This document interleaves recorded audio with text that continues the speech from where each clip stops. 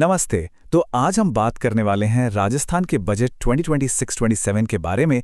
लेकिन रुकिए, ये सिर्फ एक साल का हिसाब किताब नहीं है। असल में ये एक बहुत बड़े सफ़र का रोड मैप है। 2047 में एक विकसित राजस्थान बनाने का सपना। तो सवाल ये उठता है ना, क्या ये बजट सच में वो नींव रख पाएगा जिस पर 2047 के विकसित राजस्थान की एक शानदार इमारत खड़ी हो सके? चलिए आज इसी सवाल का जवाब ढूंढते हैं। और इस बड़े सवाल का जवाब ढूंढने के लिए सबसे पहले नंबर्स पर नजर डालनी होगी। जरा इस आंकड़ा को देखिए, 6.1 लाख करोड़ रुपए। ये कोई छोटा मोटा अमाउंट नहीं है। ये नंबर खुद ही बता रहा है कि प्लान कितना बड़ा और कितना एम्बिशियस है। तो इस पूरे बड़े प्लान को आसानी से समझने के लिए हम इसे 5 हिस्सों में देखेंगे। सबसे पहले बजट की बड़ी तस्वीर, फिर भविष्य की नींव, लोगों को कैसे सशक्त बनाया जाएगा, अर्थव्यवस्था को कैसे रफ्तार मिलेगी, और आखिर में गवर्नेंस और टैक्स में क्या नया है। ठीक है, तो चलिए शुरू करते हैं बजट की बड़ी तस्वीर के साथ। देखते हैं कि इस पूरे इकोनॉमिक प्लान की नींव किन नंबर्स पर टिकी है। देखिए, किसी भी बजट का दिल होता है उसकी कमाई और खर्च का हिसाब। और यहां साफ दिख रहा है कि कमाई है करीब 3.25 लाख करोड़ और खर्च वो थोड़ा ज्यादा है, 3.50 लाख करोड़। अब इसका मतलब क्या हुआ? इसी कमाई और खर्च के फर्क से निकलकर आता है ये नंबर 3.69%। ये है फिस्कल डेफिसिट या राजकोषीय घाटा। इसे राज्य की टोटल इकोनॉमी यानी जीएसडीपी के हिसाब से नापा जाता है। वैसे 3 से 4% का घाटा अक्सर इकोनॉमी को बूस्ट देने के लिए जरूरी इन्वेस्टमेंट माना जाता है। पर आखिर ये फिस्कल डेफिसिट होता क्या है? सिंपल शब्दों में कहें तो ये सरकार की कमाई और उसके टोटल खर्चे के बीच का गैप है। मतलब ये वो पैसा है जो सरकार को अपने सारे काम जैसे सड़कें, स्कूल बनाना, इन सबको जारी रखने के लिए उधार लेना पड़ता है। और ये सब कुछ हो रहा है एक बढ़ती हुई इकोनॉमी के बीच। देखिए, राज्य की जीएसडीपी मतलब total economic production 21 lakh crore रुपए के पार जाने का अनुमान है। तो ये विकास के लिए एक बहुत ही सॉलिड बेस है। तो नंबर से आगे बढ़ते हैं और अब देखते हैं कि ये बजट जमीन पर क्या खड़ा करने वाला है।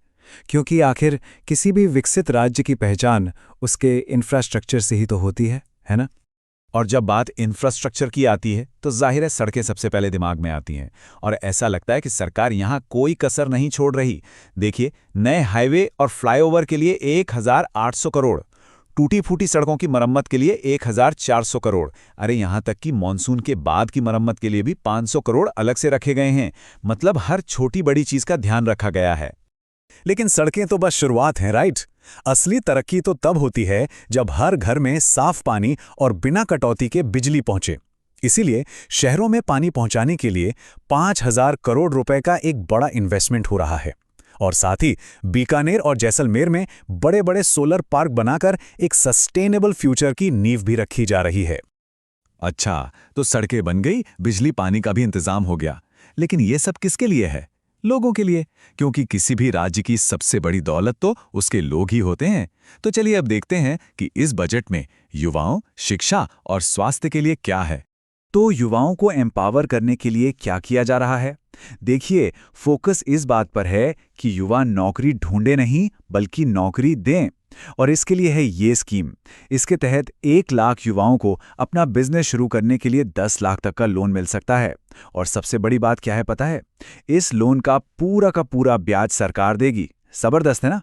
एजुकेशन सेक्टर में तो एक तरह की क्रांति की तैयारी चल रही है। जरा सोचिए, जो टैलेंटेड स्टूडेंट्स हैं उन्हें टैबलेट और लैपटॉप के लिए ई-वाउचर मिल रहे हैं। हजारों स्कूलों को रेनोवेट किया जा रहा है। और तो और अब स्कूलों में एआई यानी आर्टिफिशियल इंटेलिजेंस की मदद से पढ़ाई होगी। ये तो सच में फ्यूचर की क्लासरूम जैसा लग रहा है। अब बात करते हैं हेल्थ की। यहां सरकार का अप्रोच कह सकते हैं कि 2 pronged है। एक तरफ है राज सुरक्षा, जो इमरजेंसी सर्विसेज को और मजबूत बनाएगा ताकि हर कीमती जान बचाई जा सके। और दूसरी तरफ, जो कि बहुत ही जरूरी है, राज ममता के जरिए मेंटल हेल्थ जैसे इंपॉर्टेंट टॉपिक पर भी फोकस किया जा रहा है। चलिए अब बात करते हैं उस इंजन की जो इस पूरी गाड़ी को खींचेगा, मतलब राज्य की इकोनॉमी। देखते हैं कि एग्रीकल्चर, इंडस्ट्री और टूरिज्म को रफ्तार देने के लिए क्या प्लान है। हम सब जानते हैं कि राजस्थान की इकोनॉमी की रीढ़ की हड्डी तो खेती ही है। और इस बजट में किसानों के लिए 3 बड़ी चीजें हैं।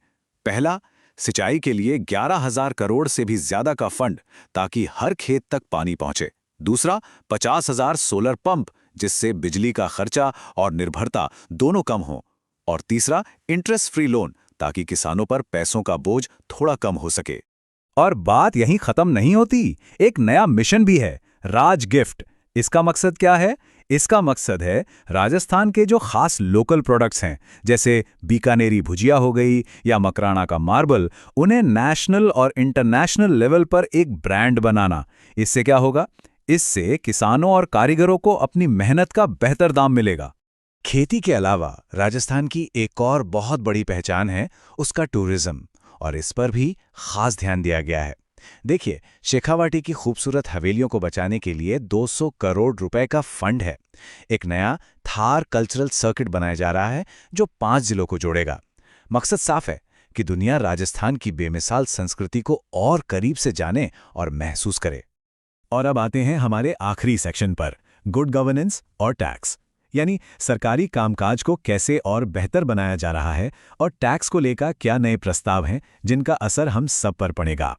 टैक्स को लेकर सरकार का फलसफा, या कहें कि मोटो, बिल्कुल साफ है। जैसा कि यहां लिखा है, कर में स्थिरता, प्रक्रिया में सरलता और प्रशासन में पारदर्शिता। मतलब स्टेबल टैक्स, सिंपल प्रोसेस और ट्रांसपेरेंट एडमिनिस्ट्रेशन। और ये सिर्फ कहने की बातें नहीं हैं, इसका एक प्रैक्टिकल उदाहरण भी है।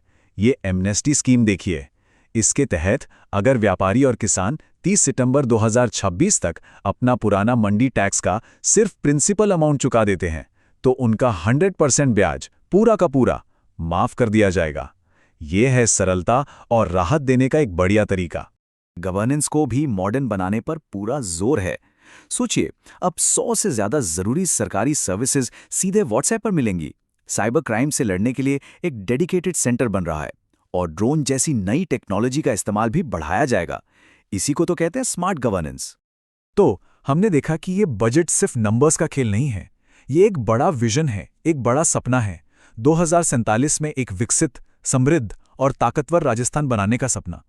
लेकिन सबसे बड़ा सवाल वही है जिसके साथ हमने शुरुआत की थी। क्या ये सब योजनाएं, ये पिलर्स सच में जमीन पर उतर पाएंगे और इस सपने को हकीकत में बदल पाएंगे? खैर, इसका जवाब तो सिर्फ आने वाला वक्त ही दे सकता है।